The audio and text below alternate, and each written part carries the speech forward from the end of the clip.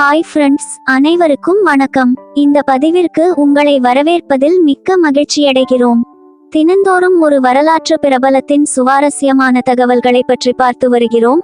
அந்த வகையில் இன்றைய பதிவில் முகலாய சாம்ராஜ்யத்தை ஒரு துளி ரத்தம் சிந்தாமல் கைப்பற்றிய இந்திய வரலாற்றின் மிக சிறந்த அரசர் இவர்தான். இந்தியாவை முகலாயர்கள் ஆண்ட காலம் இந்திய வரலாற்றில் மிகவும் முக்கியமானது.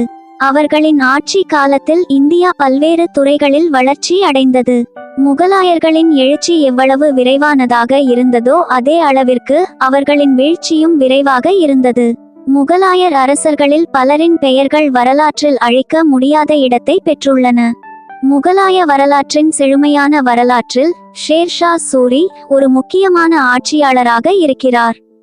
அவரின் வரலாறு ரத்தம் சிந்தாமல் உருவானது. 5 ஆண்டுகளுக்கு மேலாக ஷேர்ஷா இந்தியாவை ஆட்சி செய்தார்.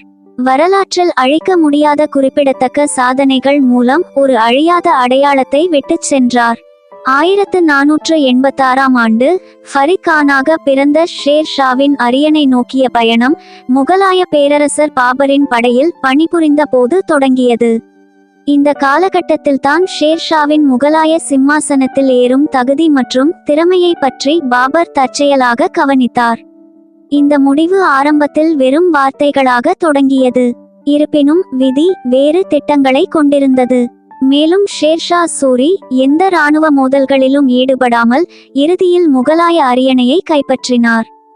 பாபரின் ஆட்சியின் போது இந்த சரித்திரம் தொடங்கியது. முதலில் ஃபரித் கான் என்று பெயரிடப்பட்ட ஷேர் ஷா தனது இளமை பருவத்தில் ஒரு சிங்கத்தை கொன்றதன் மூலம் அசாதாரண தைரியத்தை வெளிப்படுத்திய பின்னர் ஷேர் ஷா என்ற பெயரை பெற்றார். அவரது சொந்த ஊரின் பெயர் சூர் என்பதால் அவர் பின்னர் ஷேர் ஷா சூரி என்று அழைக்கப்பட்டார். அவரது குடும்பத்தை பொறுத்த வரையில் டெல்லியின் ஆட்சியாளர்களை பிரதிநிதித்துவப்படுத்தும் ஜாகிர்தாராக பணியாற்றிய தாத்தா இப்ராஹிம் கான் சூரியும் மற்றும் பஞ்சாபில் ஆகானிய பிரபுவுக்கு சேவை செய்த ஜமாலும் அடங்குவர். ஷேர் ஷாவின் முகலாய அரியணையின் ஏற்றம் பேரரசர் பாபரின் கீழ் முகலாய இராணுவத்தில் அவர் பணியாற்றியதன் மூலம் தொடங்கியது. ஷேர் ஷாவின் துணிச்சலை பற்றிய கதைகள் வேகமாக பரவியதால் பாபருக்கு அவர் மீதான நம்பிக்கை அதிகரித்தது. மேலும் அவர் 1528ஆம் ஆண்டு சாந்தேரியில் நடந்தது போன்ற போர்களில் தீவிரமாக பங்கேற்றார். இந்த நேரத்தில்தான் ஷேர் ஷா முகலாய சிம்மாசனத்தில் ஏறும் லட்சியங்களை வளர்த்து கொள்ள தொடங்கினார். ஒரு இரவு விருந்தின் போது ஷேர் ஷாவின் நடத்தையை கவனித்த பாபர் ஒரு சுல்தானாக அவருடைய திறமையில் புலப்படும் அறிகுறிகளை பற்றி கூறியபோது முகலாயர்களின் வரலாற்றில் திருப்புமுனை ஏற்பட்டது. ஷேர் ஷாவை கைது செய்ய பாபர் பரிந்துரைத்த போதிலும் அவரது கலீஃப் அதனை ஏற்கவில்லை. ஷேர் ஷாவுக்கு ஒரு சுல்தானுக்கு இருக்க வேண்டிய அத்தியாவசிய குணங்கள் இல்லை என்று அவர் கூறினார். இந்த நிகழ்வு சிறிது நேரத்தில் மறக்கப்பட்டது. பாபரின் மரணத்திற்கு பிறகு ஷேர் ஷா பீகார் மன்னர் ஜலால் கானின் அரசவையில் பணிபுரிந்தார். ஹுமாயூன் முகலாய அரியணை ஏறியதும் ஷேர் ஷாவின் கட்டுப்பாட்டில் உள்ள பகுதியான மேற்கு வங்காளத்தில் தனது சாம்ராஜ்யத்தை விரிவுபடுத்த முயன்றபோது பதட்டங்கள் எழுந்தன.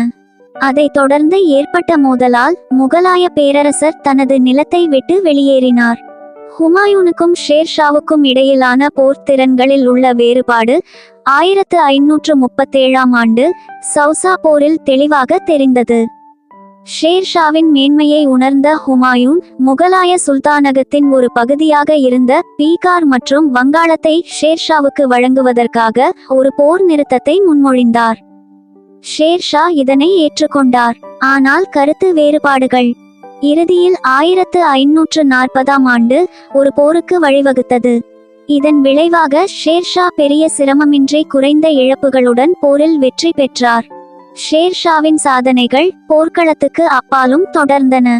அவர் இந்தியாவின் சாலைகளில் பல சத்திரங்களை உருவாக்கினார் மற்றும் வெயிலில் இருந்து பயணிகளை பாதுகாக்க முக்கிய வழிகளில் மரம் நடும் பணியை தொடங்கினார். சோனார்கானில் இருந்து சிந்து நதி வரை 1500 கிலோமீட்டர் நீளமுள்ள சாலையை அவர் அமைத்தார். இது இன்று ஜிடி சாலை என்று அழைக்கப்படுகிறது. அவரது 5 ஆண்டு ஆட்சியில் டெல்லியில் உள்ள புரானா கோட்டை மற்றும் கோட்டைக்குள் கிலா இ கும்னா மசூதி கட்டப்பட்டது. ஷேர்ஷாவின் நிர்வாக திறனுக்கு இவை சில உதாரணங்கள் மட்டுமே. ஷேர்ஷா சூரியின் ஆட்சியானது இராணுவ வெற்றிகளால் மட்டுமல்ல, இந்தியாவின் நிலப்பரப்பு மற்றும் நிர்வாகத்தில் அவர் செய்த மாற்றங்கள் மற்றும் சாதனைகள் மூலம் இன்றும் வரலாற்றில் நிலை பெற்று இருக்கிறது என்பது குறிப்பிடத்தக்கது. ஓகே ஃப்ரெண்ட்ஸ், மேலும் இது போன்ற பல வரலாற்று பிரபலத்தின் சுவாரஸ்யமான தகவல்களை பற்றி தெரிந்து கொள்ள நம்முடைய சேனலுக்கு உடனே ஒரு லைக் போட்டு சப்ஸ்கிரைப் பண்ணி சப்போர்ட் பண்ணுங்க. நன்றி, வணக்கம். வாழ்க தமிழ்.